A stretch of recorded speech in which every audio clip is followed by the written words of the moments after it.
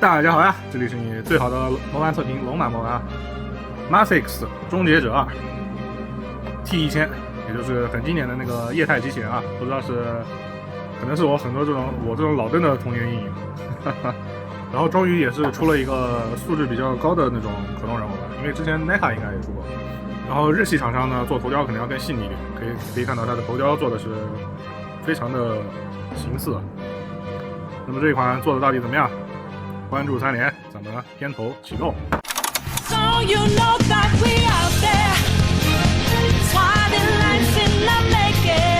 这次 Mafia 的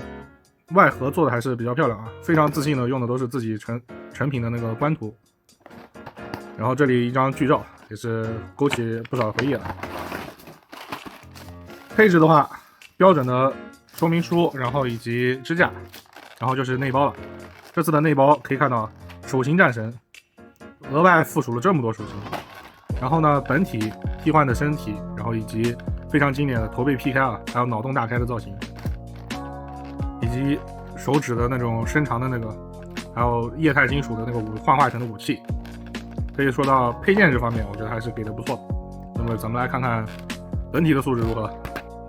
这个本体一拿出来呢，你就会被它的这个头雕给惊艳到。马飞呢在日常里啊是做那个真人头，我觉得是最像的那一档，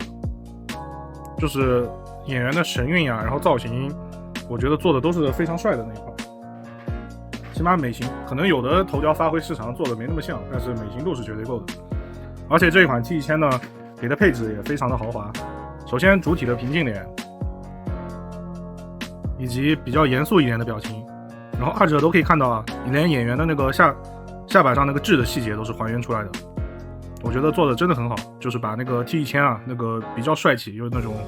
伟人感，我觉得做的非常到位。然后的脑洞大开脸还有劈开脸也是做的非常的帅气，而且每一个替换脸都是带到脖子的，你的替换起来也是非常方便，直接连根拔起就好。这个脸一换上 T1000 那个味儿一下就到位了。这里也是还原一下 T1000 的那个很中二的手刀式跑步方法，以前我也是经常模仿，在我中二的时候。然后至于为什么后面不模仿呢？可能是因为我看了火影。不开玩笑了，说回本体的这次的可动，马飞家的素体呢，其实手感还算不错，但是它的大臂的平转以及大腿的根部的平转都是给的非常吝啬的，就没有。这款 T1000 的本体呢，本身的可动也有一些亮点啊，除了我之前说的那几个不足之外，首先它的蝴蝶关节可以看到，虽然有点紧，但是幅度是非常大的，也勉强让你可以做出一些就是交错的这个cos 一下 X 奥特曼扎拉蒂猛光线。然后呢，腰部也是胸腰这里是球关连接，腰腹这里也是个大球关，把玩起来呢还算比较顺畅。胯部呢也是用到了软胶材质，类似真骨雕的感觉。但是软胶它有一个毛病，就是它这里的孔比较松，导致它腰上这个配枪的替换键打完的时候会经常掉，所以这里算是一个小缺点吧。还有就是它这个警用的对讲器这地方这个通讯的天线是完全塑料材质的，非常硬，而且因为它替换上半身的玩法嘛，拔的时候有可能会把这个碰断如果大家亲自上手玩的话，我觉得还是需要小心一点。然后呢，腿部的可动大概是这么个水平，单段的关节，然后大腿没有平转，可动方面呢不算出彩，但也基本够用吧。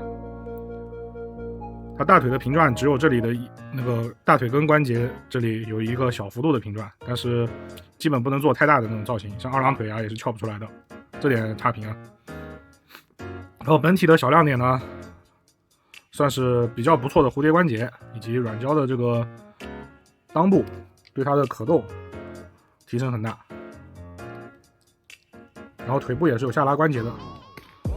可动这一块可以勉强算到一个及格的分数吧。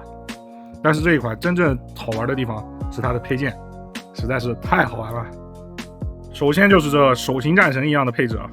这里是把所有手型拿了出来，可以看到配置非常丰富。然后枪呢也是给到了2把，然后枪套的就是拔出枪的那个替换键也是有给到，所以说还原起造型来不会有那种穿帮的现象发生。然后就是它这个很帅的纸枪，就是因为它 T1000是那个液体金属机器人嘛，它那个手指也是可以自由形变，这个造型真的是做的非常的好。然后厂家呢也是贴心的给到了内塞，就是防止你长期不用的话它形变，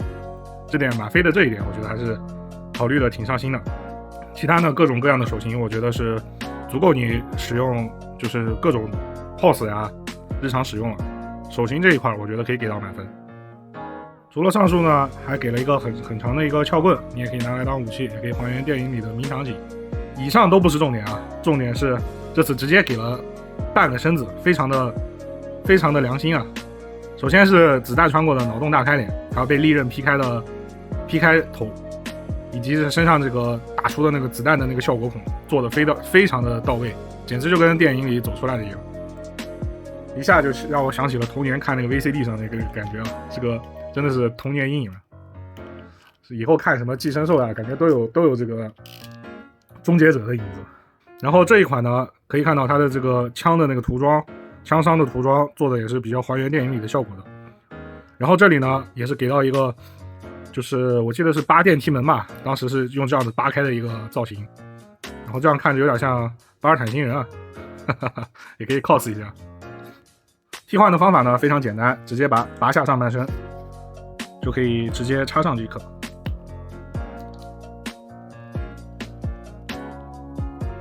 你觉得这已经很丰富的时候，其实这只是它的玩法的很小的一部分。它的手部这里呢也是可以通过插拔来替换成正常造型手的，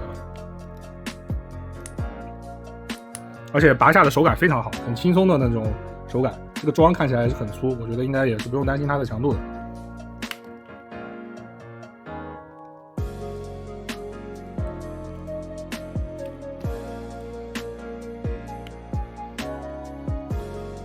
然后这个造型呢，也是可以还原出来电影里那个很经典的那一幕，